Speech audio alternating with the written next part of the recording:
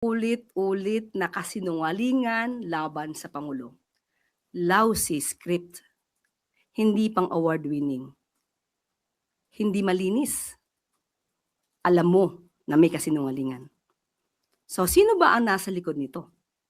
Siguro dapat malaman nyo kung sino ba yung may-ari ng sasakyan na siyang sumundo sa kanila matapos ang press briefing or press con nila. So, ulit-ulit na kasinungalingan. Sino po kaya? Sino sa tingin niyo? Dapat nyo siguro malaman kung sino talaga. Alamin nyo muna. At baka kayo, I believe, hindi kayo magugulat. Same people.